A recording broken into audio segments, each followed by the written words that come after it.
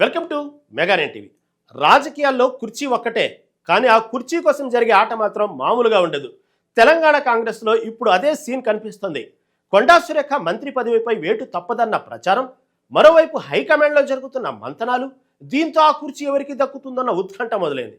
ఆది శ్రీనివాస్, విజయలక్ష్మి, విజయశాంతి ఇలా రేసులో వినిపిస్తున్న పేర్లతో కాంగ్రెస్లో మంత్రి పదవి కోసం బిగ్ వార్ నడుస్తుంది. అసలు సురేఖ స్థానంలో హైకమాండ్ ఎవరిని కూర్చోబెట్టబోతుంది? ఇదే ఇప్పుడు తెలంగాణ పాలిటిక్స్లో హాట్ టాపిక్.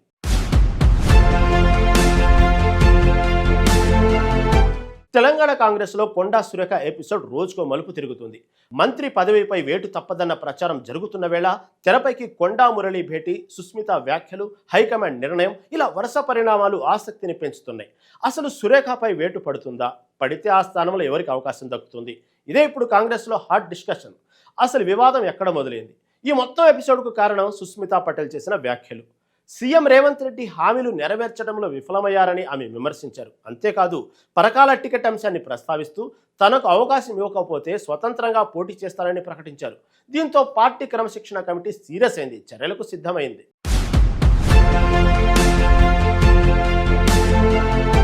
మరి ఇక్కడ కొండా మురళి స్టాండ్ ఏంటి అంటే, ఇదే సమయంలో కొండా మురళి డిప్యూటీ సీఎం భట్టి విక్రమార్కను కలవడం రాజకీయంగా ప్రాధాన్యత సంతరించుకుంది. అయితే భేటీ తర్వాత మురళి ఇచ్చిన క్లారిటీ మాత్రం ఆసక్తికరంగా ఉంది. సుస్మిత వ్యాఖ్యలతో తమకు సంబంధం లేదని, ఆమె అభిప్రాయాలు ఆమెవేనని తేల్చి చెప్పారు. కుమార్తె రాజకీయ నిర్ణయాలు వేరు, తమ రాజకీయ ప్రయాణం వేరని చెప్పడం ద్వారా పార్టీతో తమ అనుబంధాన్ని కొనసాగించే సంకేతం ఇచ్చారు. ఇక అసలు రాజకీయ పరీక్ష ఇక్కడే మొదలవుతుంది. సీఎం రేవంత్ పై వ్యాఖ్యలు చేసిన నేతలపై చర్యలు తీసుకోకపోతే పార్టీ క్రమశిక్షణపై ప్రశ్నలు వస్తాయన్న అభిప్రాయం హైకమాండ్లో ఉన్నట్లు తెలుస్తోంది. అందుకే కొండా సురేఖతో పాటు చిన్నారెడ్డి వ్యవహారం పైన ఢిల్లీ పెద్దలు ఫోకస్ పెట్టినట్లు సమాచారం. అయితే తుది నిర్ణయం మాత్రం అధిష్టానం చేతుల్లోనే ఉంది.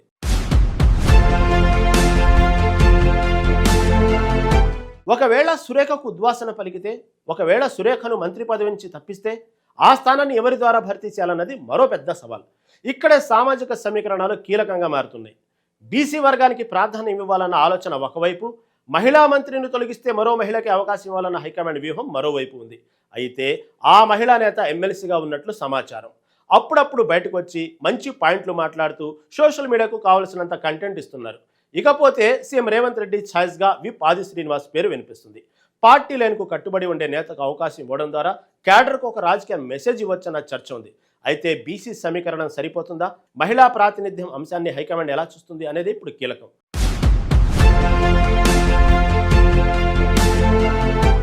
మరోవైపు హైదరాబాద్ మాజీ మేయర్ విజయలక్ష్మి పేరు పరిశీలనలో ఉన్నట్లు సమాచారం. ఆమెకు బీసీ గుర్తింపు ఉండటం ఒక ప్లస్ పాయింట్ అయితే, గ్రేటర్ హైదరాబాద్ రాజకీయ సమీకరణాలు మరో కీలక అంశం. రాబోయే గ్రేటర్ ఎన్నికలను దృష్టిలో పెట్టుకుంటే విజయలక్ష్మికి అవకాశం ఇవ్వడం ద్వారా పార్టీకి రాజకీయంగా లాభం ఉంటుందా అన్న కోణంలోనూ చర్చ జరుగుతుంది. ఇదే సమయంలో విజయశాంతి పేరు కూడా చర్చలోకి రావడం మరింత ఆసక్తిని పెంచుతుంది. వరంగల్ ప్రాంతంలో తమకున్న అనుబంధాన్ని ప్రస్తావిస్తూ తనకు అవకాశం ఇస్తే సామర్థ్యాన్ని నిరూపించుకుంటున్నానన్న సంకేతాలు ఇస్తున్నట్లు తెలుస్తోంది. మంత్రి పదవి ఇస్తే ప్రభుత్వానికి మాత్రమే కాదు, పార్టీలోని బలమైన వాయిస్గా ఉపయోగపడతారన్న అంచనాలు ఉన్నట్లు సమాచారం.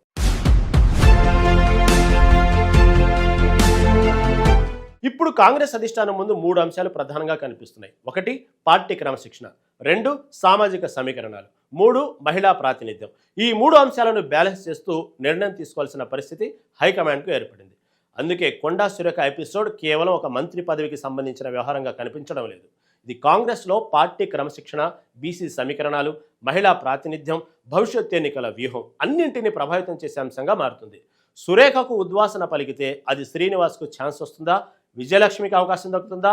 లేక విజయశాంతికి అధిష్టానం గ్రీన్ సిగ్నల్ ఇస్తుందా? ఇప్పుడు తెలంగాణ కాంగ్రెస్లో అసలు సస్పెన్స్ ఇదే.